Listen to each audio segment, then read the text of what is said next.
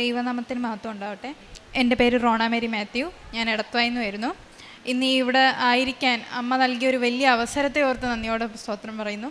കാരണം ഞാൻ കുറേ നാളായി അമ്മയോട് ചോദിക്കുന്നു, അമ്മേ എനിക്കും എന്നാണ് സാക്ഷ്യം പറയാനായിട്ടൊരു അവസരം എനിക്ക് നീ ഒരുക്കി തരുന്നതെന്ന് ഞാൻ എപ്പോഴും അമ്മയോട് ചോദിക്കുന്നുണ്ടായിരുന്നു. അമ്മ ഓരോരോ ചെറിയ അനുഗ്രഹങ്ങൾ തരുമ്പോഴും അമ്മയോട് ഞാൻ പറയും, അമ്മേ എനിക്ക് ഒരു സമയം തരണേ സാക്ഷ്യം തരാൻ പറയാൻ. അത് ഇന്ന് അമ്മ എനിക്ക് ഒരുക്കി തന്നതിനെ ഓർത്ത് നന്ദിയോടെ ഞാൻ അതിലും ഏറെ സന്തോഷത്തോടുകൂടി നന്ദി പറയുകയാണ്.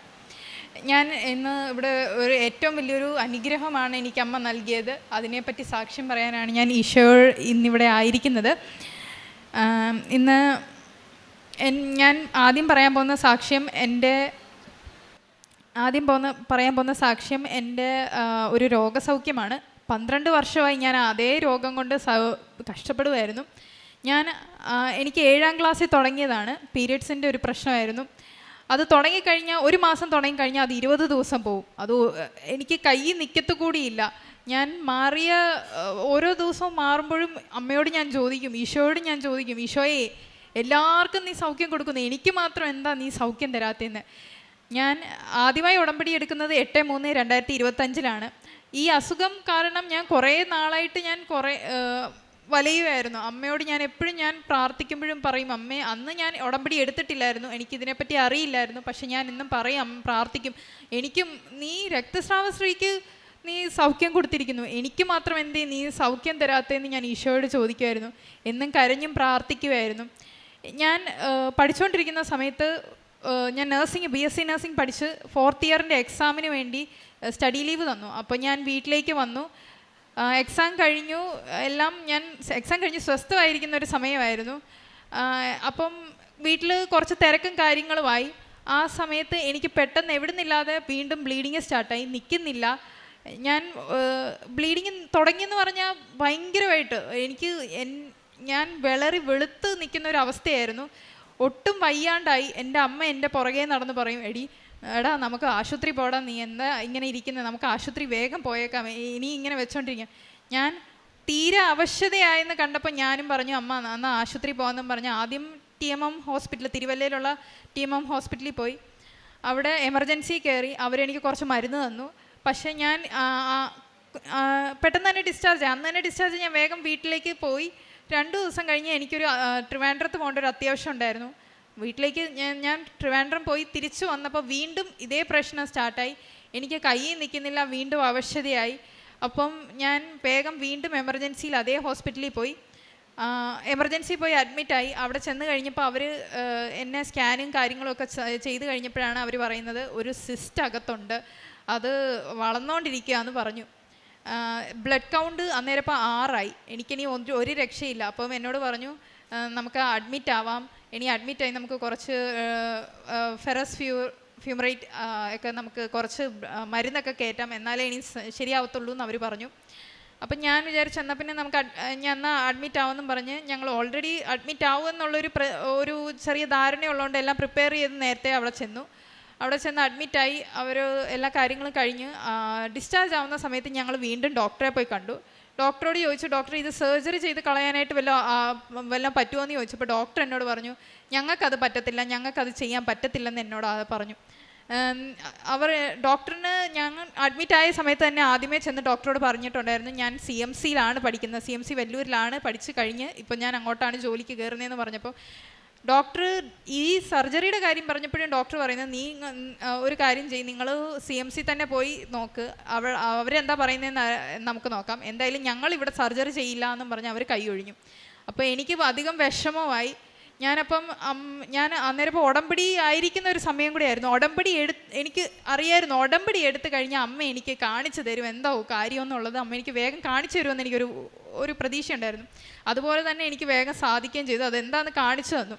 അത് കഴിഞ്ഞ് ഞാൻ CMC അവിടെ ജോലി തുടങ്ങി. ഞാൻ ജോലിക്കായി പോയി. അത് കഴിഞ്ഞ് ഞാൻ അവിടെ ചെക്കപ്പും കാര്യങ്ങളും ഒക്കെ തുടങ്ങി. ചെക്കപ്പിൽ ഡോക്ടർ പറഞ്ഞു, ആദ്യത്തെ അൾട്രാസൗണ്ട് കഴിഞ്ഞപ്പോൾ തന്നെ ഡോക്ടർ പറഞ്ഞു, നമുക്കിത് വെച്ചോണ്ടിരിക്കേണ്ട, നമുക്കത് വേഗം സർജറി ചെയ്യാമെന്ന് പറഞ്ഞു. അന്നേ ദിവസം ഞാൻ രാവിലെ സർജറി ചെയ്ത് ഡോക്ടർ പറയുന്നതിന് മുന്നേ രാവിലെ ഞാൻ എഴുന്നേറ്റു. ഞാൻ എഴുന്നേൽക്കുമ്പോൾ പോലും ഞാൻ ഫോൺ നോക്കത്തില്ല. ആദ്യമേ ഞാൻ കണ്ണടച്ച് കർത്താവിനോട് ഒരു ഗുഡ് മോർണിംഗ് പറഞ്ഞിട്ട് ഞാൻ എന്നും തുടങ്ങത്തുള്ളൂ. അതെനിക്ക് ഏറ്റവും വലിയൊരു സന്തോഷവും പോസിറ്റീവ് എനർജിയും തരുന്നൊരു കാര്യമാണ്. ഞാനപ്പോൾ ദൈവത്തോട് ഈശോയോട് ഞാൻ പറഞ്ഞു, ഈശോയെ ഞാൻ ഇന്ന് പോവാ ഹോസ്പിറ്റലിലോട്ട്, എന്താ ചെയ്യേണ്ടതെന്ന് എനിക്കറിയില്ല, സർജറി ആണോ എന്താ ചെയ്യേണ്ടതെന്ന് അറിയില്ല, ഈശോയെ നീ തന്നെ കാണിച്ചു തരിക എന്ന് ഞാൻ പറഞ്ഞിട്ടാണ് ഞാൻ അവിടുന്ന് പോയത്. അപ്പം ഞാൻ അന്ന് ബൈബിള് വായിക്കാൻ ഞാൻ എന്നും രാവിലെ ഹോസ്പിറ്റലാണെങ്കിലും ഡ്യൂട്ടിക്ക് പോകുമ്പോൾ ഞാൻ ഈശോയോട് പ്രാർത്ഥിക്കുകയും ഡെയിലി ബ്രെഡ് ആരാധന കൂടി ബൈബിള് വായിച്ചിട്ട് ഇറങ്ങിപ്പോന്നെ. അന്നേ ദിവസം ഞാൻ ബൈബിള് വായിച്ചില്ല. പക്ഷെ എൻ്റെ മനസ്സിൽ ആരോ വന്ന് പറഞ്ഞു, എടാ നീ ഇന്ന് ബൈബിള് വായിച്ചോ, വേഗം പോയി ബൈബിള് വായിക്കുന്നു പറഞ്ഞു. ഞാൻ തുറന്നപ്പോൾ തന്നെ എന്നോട് ഈശോ സംസാരിക്കുന്ന പോലെയാണ് എനിക്ക് തോന്നിയത്. നീ ഭയപ്പെടേണ്ട, നിന്നോട് കൂടെ ഞാനുണ്ടെന്നുള്ളൊരു വാക്യം. ഞാൻ അത് കഴിഞ്ഞ് വേഗം ബൈബിൾ അടച്ചു, ഈശോയോട് പ്രാർത്ഥിച്ചു, ഈശോയെ ഞാൻ പോവാ, എന്താ ചെയ്യേണ്ടതെന്ന് അറിയില്ല, കൂടെ വന്നേക്കണേന്ന് ഞാൻ പറഞ്ഞു. ഞാൻ മുറി പൂട്ടി ഇറങ്ങിയപ്പോഴേക്കും എന്നോട് വീണ്ടും ഒരു സ്വരം മനസ്സിൽ പറഞ്ഞു, എടാ ഇത് ഒരു സർജറിയിൽ അവസാനിക്കാൻ പോകുന്നത്, നീ പേടിക്കണ്ട, നിന്നോട് ഞാൻ കൂടെ ഉണ്ടെന്നുള്ളൊരു കാര്യം ആരോ വന്ന് എൻ്റെ അടുത്ത് സംസാരിക്കുന്ന പോലെ തോന്നി. ഞാൻ വേഗം ചെന്ന് ഞാൻ ആശുപത്രിക്ക് പോയി ഡോക്ടറെ കണ്ടു. ഡോക്ടർ പറഞ്ഞു, ഇനി നമുക്കിത് വെച്ചോണ്ടിരിക്കേണ്ട, ഇത് പെട്ടെന്ന് തന്നെ നമുക്ക് സർജറി ചെയ്ത് കളയേണ്ട കാര്യമാണെന്ന് പറഞ്ഞു. ഇനി ഇത് വളർന്നുകൊണ്ടിരിക്കുകയെന്ന് പറഞ്ഞു. ഞാൻ ശരി നമുക്ക് സർജറി ചെയ്യാമെന്ന് പറഞ്ഞു. സർജറിയുടെ ഡേറ്റായി. സർജറി ഓപ്പറേഷൻ തിയേറ്ററിൽ കയറ്റിയപ്പോഴും അമ്മയ്ക്കൊക്കെ ഭയങ്കര സങ്കടമായിരുന്നു, പക്ഷേ എനിക്ക് ഭയങ്കര സന്തോഷമായിരുന്നു. അപ്പം എനിക്ക് ഒരു പേടി പോലും തോന്നിയില്ല. അതെന്താണെന്ന് ഇപ്പോൾ ചോദിച്ചാൽ എനിക്കൊരു ഉറപ്പുണ്ടായിരുന്നു ഉള്ളിൽ, എൻ്റെ ഈശോ എൻ്റെ കൂടെ സർജറിയുടെ കൂടെ ഞാൻ പോകുമ്പോൾ കർത്താവും ഇങ്ങ് പോന്നേക്കും, എനിക്കതുകൊണ്ട് ഒന്നും പേടിക്കാനില്ല എന്നുള്ളൊരു വിശ്വാസം എൻ്റെ ഹൃദയത്തിലുണ്ടായിരുന്നു. ഞാൻ സർജറി അനസ്തീഷ്യ തന്നപ്പോഴും ഞാൻ ഒരു സൈഡിലേക്ക് നോക്കിയിട്ട് കർത്താവിനോട് പറഞ്ഞു, കർത്താവേ നീ അവിടെ നിന്നേക്ക്, എനിക്ക് ധൈര്യമാണ്, നീ അവിടെ നിന്ന് പോയേക്കല്ലേ എന്ന് ഞാൻ കർത്താവിനോട് കണ്ണടയ്ക്കുന്നതിന് മുന്നേ, അനസ്തീഷ്യ തന്ന് കണ്ണടയ്ക്കുന്നതിന് മുന്നേ പറഞ്ഞു. അത് കഴിഞ്ഞ് സർജറി കഴിഞ്ഞു, തിരിച്ചെത്തി, എല്ലാം കഴിഞ്ഞു. ആദ്യത്തെ 2 മാസം ഒരു കുഴപ്പമില്ലായിരുന്നു. പിന്നെയും ഇതേ ഇഷ്യൂ സ്റ്റാർട്ട് ചെയ്തു. ഹോർമോൺ ചേഞ്ചും കാര്യങ്ങളും ഒക്കെ ആയി. വീണ്ടും അവർ തന്ന മരുന്നുകൾ കണ്ടിന്യൂ ചെയ്യുന്നുണ്ടായിരുന്നു, മരുന്ന് തന്നിട്ട് നിൽക്കുന്നില്ല. അവസാനം ഞാൻ ഈശോയോട് പറഞ്ഞു, ഈശോയെ ഇത് മരുന്ന് കൊണ്ട് ഇനി നിൽക്കുന്നു എനിക്ക് തോന്നുന്നില്ല, എനിക്കറിയാം അല്ലെങ്കിലും നീ എൻ്റെ കൂടെയുണ്ട്, എനിക്കൊന്നും പേടിക്കാനില്ല എന്നുള്ളൊരു ധൈര്യം എൻ്റെ ഹൃദയത്തിലുണ്ടായിരുന്നു. അത് കഴിഞ്ഞ് ഞാൻ എല്ലാം ചെക്കപ്പും എല്ലാം കഴിഞ്ഞു. ഡോക്ടർ ലാസ്റ്റ് അൾട്രാസൗണ്ട് കൂടെ ചെയ്തു. അത് കഴിഞ്ഞ് ഡോക്ടർ എന്നോട്, ഞാൻ അന്നേരം ഇപ്പോൾ എൻ്റെ വീട്ടിലേക്ക് ലീവിന് വന്ന സമയമായിരുന്നു. ലീവിന് വന്നു. അപ്പം ഞാൻ അമ്മയോട് ഇങ്ങനെ കാര്യങ്ങളൊക്കെ പറഞ്ഞപ്പോൾ അമ്മ പറഞ്ഞു, നമുക്ക് ജോസഫ് അച്ഛനെ ഒന്ന് കാണാമെന്ന് പറഞ്ഞു. നമുക്ക് പറ്റുമോയെന്നറിയില്ല, എന്നാലും ഈശോ നിൻ്റെ കൂടെ ഉണ്ടെങ്കിൽ അമ്മ നിന്നെ വരുത്തിയതാണെങ്കിൽ ഉറപ്പായിട്ട് നീ ജോസഫ് അച്ഛനെ കണ്ടിട്ടേ ഇവിടുന്ന് ഭവനത്തിൽ നിന്ന് നീ വീട്ടിലോട്ട് ജോലിക്കായിട്ട് പോകത്തുള്ളൂ എന്ന് പറഞ്ഞു. ഞാൻ വന്നു. എന്താണെന്നറിയില്ല, പെട്ടെന്ന് തന്നെ എൻ്റെ വിഷയം ഞാൻ ആ ഓഫീസിൽ ചെന്ന് പറഞ്ഞ ഉടനെ തന്നെ ഫയലുകൾ പോലും നോക്കിയില്ല. എന്നോട് പറഞ്ഞു, ഇന്ന് ജോസഫ് അച്ഛനെ പോയി കണ്ടോയെന്ന് പറഞ്ഞ് എനിക്കൊരു പേപ്പർ തന്നു. ഞാൻ വേഗം ഇങ്ങോട്ട് വന്നു. എല്ലാവരും മാറി. അപ്പം എല്ലാവരും പറഞ്ഞു, രോഗസൗഖ്യത്തിനല്ലേ ഇവിടെ നിന്നോന്ന് പറഞ്ഞു. ഞാൻ കയറി നിന്നു. അച്ഛൻ വന്നു, എൻ്റെ തലയെ കൈവച്ചു. ഞാൻ വേഗം എന്താണെന്നറിയില്ല, എനിക്ക് എവിടെ നിന്നാണെന്നറിയില്ല, പെട്ടെന്ന് ഞാൻ കരയാൻ തുടങ്ങി. ഞാൻ അമ്മയോട് പറഞ്ഞു, അമ്മേ എത്ര നാളായി ഞാൻ ഈ വിഷയം കൊണ്ട് നടക്കുകയാണ്, ഇനിയെങ്കിലും എന്നെ ഒന്ന് സ്വസ്ഥമാക്കല്ലേ അമ്മേ, എനിക്കും സൗഖ്യം താ അമ്മേ, എനിക്കും സാക്ഷ്യം പറയാനൊരു അവസരം താ അമ്മേ എന്ന് പറഞ്ഞു. അച്ഛൻ തൈലം തന്നു. എന്നോട് പറഞ്ഞു, വിശ്വാസപ്രമാണം ചൊല്ലി പോയി അത് തേക്കണമെന്ന് പറഞ്ഞു. വിശ്വാസപ്രമാണം ചൊല്ലി ഞാനത് വയറ്റിൽ തേച്ചു. പിന്നെ എവിടുന്നാണെന്നറിയില്ല, എനിക്ക് പിന്നെ ഒരിക്കൽ പോലും ഇത്രയും നാളായിട്ടോ എനിക്ക് ആ അസുഖം ഇതുവരെ വന്നിട്ടില്ല. അതിന് അമ്മയോട് ഒത്തിരി നന്ദി പറയാണ്. കാരണം 12 വർഷമായി ഞാൻ വിഷമിച്ച് നടന്നൊരു വിഷയമായിരുന്നു. ഇന്ന് അത് നിന്നു. ആ സൗഖ്യം കിട്ടിയെന്ന് ഇപ്പോഴും സൗഖ്യം കിട്ടിയെന്നുള്ളൊരു സന്തോഷം എനിക്ക് ഇന്നും എൻ്റെ മനസ്സിലുണ്ട്. പിന്നെ രണ്ടാമതായുള്ള എൻ്റെ വിഷയം എന്ന് പറയുന്നത്, എനിക്ക് +2 കഴിഞ്ഞ് 72% മാർക്കേ ഉള്ളായിരുന്നു. എനിക്ക് വേണ്ടി ആ സമയത്ത് ഉടമ്പടി എടുത്തത് എൻ്റെ അമ്മയായിരുന്നു. എനിക്ക് ഭയങ്കര വിഷമമായിരുന്നു. എനിക്ക് ഒരു കോളേജിൽ നിന്നും എന്നെ അക്സെപ്റ്റ് ചെയ്യുന്നില്ല. എനിക്ക് ഭയങ്കര ഡിപ്രഷൻ പോലെ ആയിപ്പോയി. ഞാൻ ആരോടും ഒന്നും സംസാരിക്കാതായി. വീട്ടിലാണെങ്കിൽ പോലും ഒന്നിനും ഇൻട്രസ്റ്റ് ഇല്ലാണ്ടായി. ഞാൻ ഒന്നും മിണ്ടാണ്ടായി. ആഹാരം പോലും കഴിക്കുന്നില്ല. കാരണം ഒരു കോളേജിൽ നിന്ന് എന്നെ അക്സെപ്റ്റ് ചെയ്യുന്നില്ല. എല്ലായിടത്തും കൊടുക്കുമ്പോഴും കേരളത്തിൽ നിന്നുള്ള എല്ലാ കോളേജും റിജക്റ്റ് ചെയ്തു. കാരണം എനിക്ക് 72% മാർക്കേ ഉള്ളൂ. ഞാൻ എന്നും ഈശോയോട് പറയുന്ന ഒരു കാര്യം, ഞാൻ ഇന്ന് ഇത്രത്തോളം എത്തിയിട്ടുണ്ടെങ്കിൽ അത് നീണ്ട മിടുക്കാം. എനിക്ക് ഒരു കഴിവുമില്ല. ഞാൻ ഒരു കഴിവുമില്ലാണ്ടാണ് ഞാൻ ഈ ലോകത്തോട്ട് വന്നത്. ഞാൻ ഇത്രത്തോളം ഇവിടെ നിൽക്കുന്നതും ഈശോ നൽകുന്ന ഓരോ അനുഗ്രഹമാണെന്ന് ഞാൻ എന്നും ഈശോയോട് പറയും. ഞാനപ്പം അത് കഴിഞ്ഞിട്ട് ഞാൻ CMC വെല്ലൂരിലെ ഹോസ്പിറ്റലിൽ ഞാനിങ്ങനെ അഡ്മിഷനായിട്ട് കൊടുത്തു. എൻട്രൻസ് എക്സാം വന്നു, എൻട്രൻസ് എഴുതി. അപ്പോഴും ഞാൻ ഈശോയോട് പറയുന്നുണ്ട്, ഈശോയെ എനിക്ക് വലിയ കഴിവുകളൊന്നുമില്ല, നീ എന്നെ ഏറ്റെടുത്തോണേന്ന് ഞാൻ പറയുമായിരുന്നു. റിസൾട്ട് വന്നപ്പം എനിക്ക് 42nd റാങ്കിൽ എനിക്ക് അവിടെ അഡ്മിഷൻ കിട്ടി. എനിക്ക് ഏറ്റവും വലിയ സന്തോഷമുള്ളൊരു കാര്യമായിരുന്നു. ഇന്ത്യയിലെ ഏറ്റവും ബെസ്റ്റ് കോളേജിൽ, അതും എല്ലാ കോളേജിൽ നിന്നും എന്നെ റിജക്റ്റ് ചെയ്തതും ഏറ്റവും മാർക്ക് കുറഞ്ഞ എന്നെ ഇന്ത്യയിലെ ഏറ്റവും ബെസ്റ്റ് കോളേജിൽ എന്നെ വിളിച്ചതിൽ അതും ഈശോ തന്ന വലിയൊരു അനുഗ്രഹമായിട്ടാണ് ഞാൻ കരുതുന്നത്. അതുമാത്രം കൂടാതെ എനിക്ക് ഏറ്റവും കൂടുതൽ വിഷമമുള്ള സമയത്ത് ഞാൻ ഈശോയോട് എന്ന് സംസാരിക്കും. ഞാൻ ഒരിക്കലും ഒരു പ്രാർത്ഥനയായിട്ടല്ല, ഞാൻ ഉടമ്പടിയിലുള്ളപ്പോഴും ഞാൻ അമ്മയോടും ഈശോയോടും സംസാരിക്കുകയാണ് ചെയ്യുന്നത്. ഒരിക്കലും ഞാനൊരു പ്രാർത്ഥനയായിട്ട് ഞാൻ കരുതില്ല.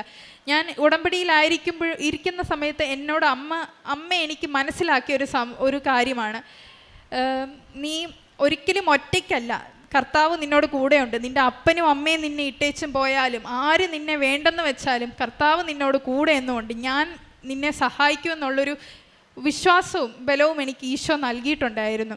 കാരുണ്യപ്രവർത്തികളായി ഞാൻ ചെയ്യുന്ന കാര്യം, എനിക്ക് അമ്മയാണ് ആദ്യം ഈ വഴി കാട്ടിത്തന്നത്. അമ്മയായിരുന്നു ആദ്യം ഉടമ്പടി എടുത്ത സമയത്ത് അമ്മ കാരുണ്യപ്രവർത്തികളായി ഓരോ സമയവും പൈസയാണെങ്കിലും ഒക്കെ കൊടുക്കുമായിരുന്നു. അപ്പം ഞാൻ അമ്മയുടെ കൂടെ, എനിക്കതൊരു മോട്ടിവേഷനായി. എനിക്കും കൊച്ചിലെ മുതലൊരു ഉള്ളിലുള്ളൊരു കാര്യമായിരുന്നു, എനിക്കും ആരെങ്കിലും ഒക്കെ സഹായിക്കണമെന്ന്. ഞാൻ അങ്ങനെ ഓരോരുത്തരെ സഹായിക്കാനായി എനിക്ക് സ്റ്റുഡൻറ്റ് പീരീഡ് ആയതുകൊണ്ട് എനിക്ക് സ്വന്തമായി കയ്യിൽ ഒന്നുമില്ല. അപ്പം ഞാൻ അമ്മയോട് പോലും പറയാണ്ട് തുടങ്ങിയതാണ്. ഞാനിങ്ങനെ ചിലവാക്കുന്ന കൊച്ചു കാര്യങ്ങളിൽ ചിലവാക്കുന്ന പൈസ എപ്പോഴും ഞാൻ മാറ്റി വെച്ച്, അത് ഞാൻ 6 മാസം കൂടിയിരിക്കുമ്പോഴായിരിക്കും ചിലപ്പം സ്റ്റുഡൻറ്റ് പീരീഡിൽ വീട്ടിൽ വരുന്നത്. ആ സമയത്ത് ഞാൻ അത് കൂട്ടി വെച്ച് ഞാൻ ഓരോരുത്തർക്ക് സഹായത്തിനായി ഒക്കെ ഞാൻ കൊടുക്കുമായിരുന്നു.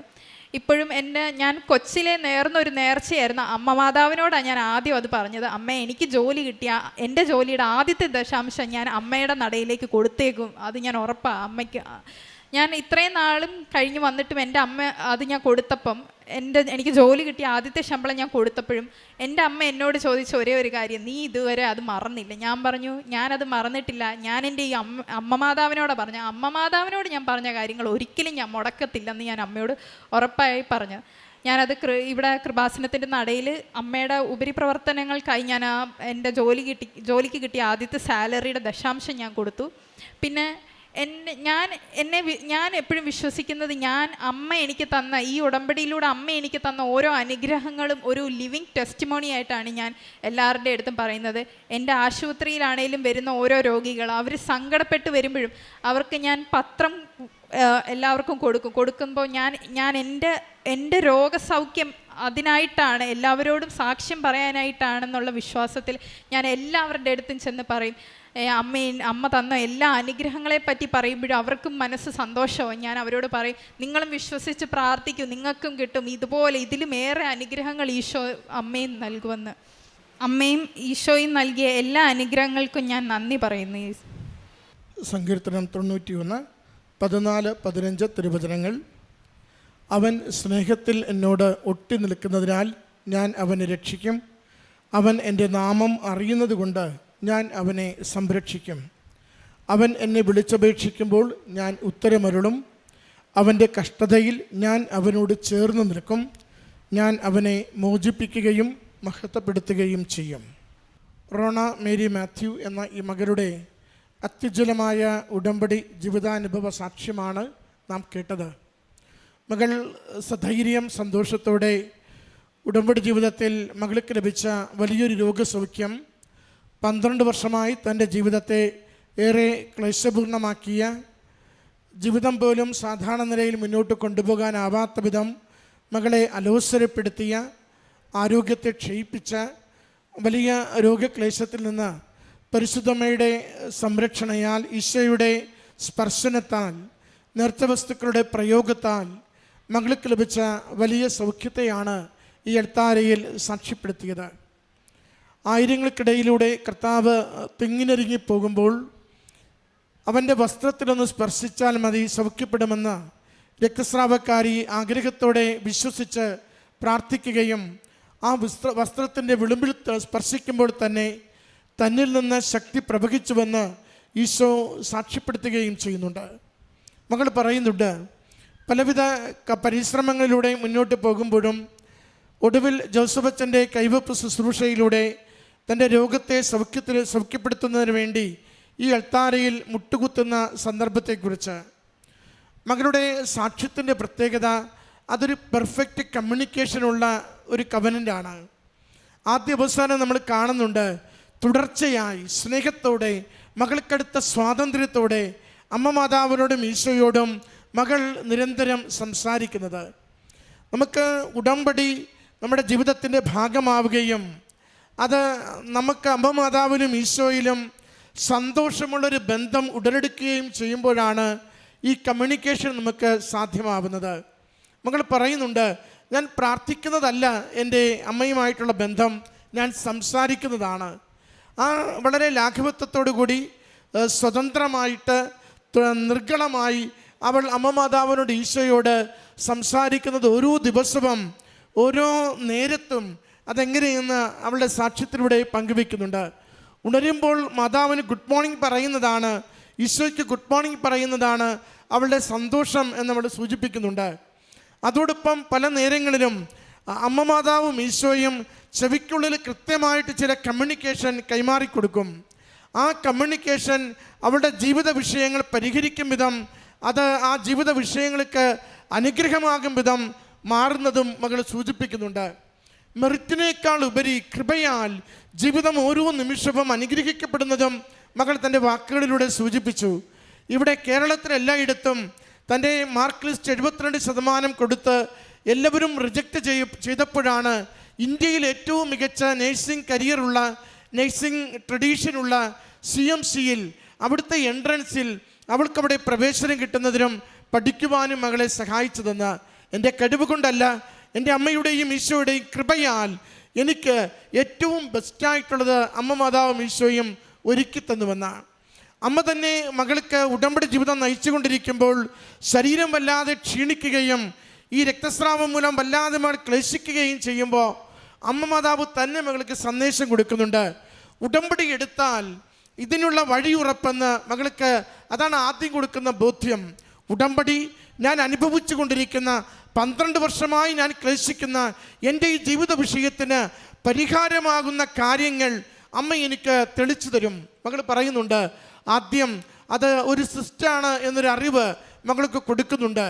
രണ്ടാമത് സർജറിയിലൂടെ പരിഹരിക്കപ്പെടും എന്നൊരു ബോധ്യം കൊടുക്കുകയും എല്ലാവർക്കും ഭയപ്പാടും ആകുലതയും ഉള്ളപ്പോഴും അല്പം പോലും ഭയപ്പെടാതെ ആ സർജറി മുറിയിൽ ഈശോ ഇവിടെ ഉണ്ടാകണമേ എന്ന് പറഞ്ഞുകൊണ്ട് ഒരു മകൾക്കെടുത്ത ലാഘവത്വത്തോടെ സന്തോഷത്തോടെ അതിലേക്ക് പ്രവേശിക്കുന്നത് മകൾ സൂചിപ്പിക്കുന്നുണ്ട്. ഒടുവിൽ ഇത് വൈദ്യശാസ്ത്രം കൊണ്ടല്ല, ഇത് മരുന്ന് കൊണ്ടല്ല, ഇത് കർത്താവിൻ്റെ സ്പർശനം കൊണ്ട് മാത്രമേ സൗഖ്യപ്പെടൂ എന്ന തിരിച്ചറിവിലേക്ക് മകളെ കൊണ്ടുവരുന്നുണ്ട്. അച്ഛൻ്റെ ഈ എൽത്താരയിൽ സൗഖ്യപ്പെടുവാൻ വേണ്ടി മകളിത് മുട്ടുകുത്ത് നിൽക്കുമ്പോൾ മകൾ പറയുന്നുണ്ട്, ഞാൻ ഈ അച്ഛൻ്റെ ആശീർവാദത്തിന് വേണ്ടി എൻ്റെ ചീട്ട് കൊടുക്കുമ്പോൾ എൻ്റെ കണ്ണീര് വല്ലാതെ ഒഴുകിക്കൊണ്ടിരുന്നു. ധാരധാരയായി അമ്മയോട് ഞാൻ പറഞ്ഞുകൊണ്ടിരുന്നു, ഇത് അവസാനത്തെ ഇടമായിരിക്കണം എൻ്റെ ഈ രോഗത്തിന് ഞാൻ വന്നെത്തേണ്ടത്. ഒരിക്കലും ഇതിനി എന്നെ ബാധിക്കാത്ത വിധം, ശല്യപ്പെടുത്താത്ത വിധം, ഭാരപ്പെടുത്താത്ത വിധം എൻ്റെ ജീവിതത്തെ അമ്മ ഏറ്റെടുക്കുകയും എന്നെ സഹായിക്കുകയും വേണമെന്ന് മകൾ ഇന്ന് ആ സാക്ഷ്യം പറയുമ്പോൾ ആ മുഖത്ത് എന്തൊരു പ്രസാദമാണ്, എന്തൊരു ചിരിയാണ്. ഭാരം മുഴുവനും, ക്ലേശം മുഴുവനും, രോഗത്തിൻ്റെ ദൈന്യത മുഴുവനും അവളെ വിട്ടുപോയിട്ട് അവൾ പറയുന്നുണ്ട്, അന്ന് അച്ഛൻ നൽകിയ ആ സൈത്തൻ്റെ ഉദരത്തിൽ കുരിശടയാളം വരച്ച് വിശ്വാസ പ്രമാണം ചൊല്ലി പ്രാർത്ഥിച്ചത് മുതൽ ഇന്ന് വരെ പിന്നീട് ഒരിക്കലും ഞാൻ ആ രോഗക്ലേശത്തിലൂടെ കടന്നു പോയിട്ടില്ല. എൻ്റെ അമ്മ മാതാവും എൻ്റെ ഈശോയും സൗഖ്യപ്പെടുത്തിയെന്ന പ്രിയമുള്ളവരെ, ഈ സാക്ഷ്യത്തിൻ്റെ പ്രത്യേകത ഈശോ സ്പർശിച്ച ഒരു രോഗസൗഖ്യത്തിൻ്റെ അനുഭവമായി മകൾ ഈ എൽത്താരയിൽ നിൽക്കുന്നു എന്നുള്ളതാണ്. ഈശോ തൊട്ടുവന്ന് അറിഞ്ഞുകൊണ്ട് ഈശോ സൗഖ്യപ്പെടുത്തിയെന്ന് തിരിച്ചറിവോടുകൂടി നമ്മോട് മകൾ പങ്കുവയ്ക്കുകയാണ്.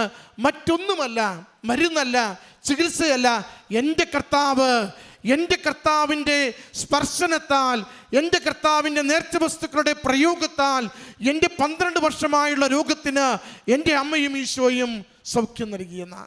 എന്തുമാവട്ടെ ജീവിത വിഷയം, പ്രത്യാശയുടെ അമ്മയുടെ കരങ്ങളിലേക്ക് ഏൽപ്പിച്ചു കൊടുത്താൽ അമ്മ ആർക്കും പരിഹരിക്കാനാവാത്തത് നമുക്ക് വേണ്ടി പരിഹരിച്ചു നൽകി ദൈവത്തിൻ്റെ സ്വന്തമാക്കും. മകളുടെ വാക്കുകളിൽ ദൈവത്തിൻ്റെ സ്വന്തമാകുന്ന മകളുടെ സാക്ഷ്യമാണ് നമ്മൾ കേട്ടുകൊണ്ടിരുന്നത്. മകൾക്ക് ലഭിച്ച എല്ലാ ആത്മീയ ബോധ്യങ്ങൾക്കും രോഗസൗഖ്യത്തിനും ജീവിത വിജയത്തിനും അമ്മയ്ക്കും ഈശോയ്ക്കും നന്ദി പറഞ്ഞുകൊണ്ട് കരങ്ങളടിച്ച് ഈ സാക്ഷ്യം നമുക്ക് സമർപ്പിക്കാം. അത്യപൂർവ ദൈവാനുഭവങ്ങൾ ഇനി നിങ്ങൾക്കും സ്വന്തം. ഈ യൂട്യൂബ് ചാനൽ ഇതുവരെ സബ്സ്ക്രൈബ് ചെയ്തിട്ടില്ലെങ്കിൽ ഇപ്പോൾ തന്നെ സബ്സ്ക്രൈബ് ചെയ്യുക.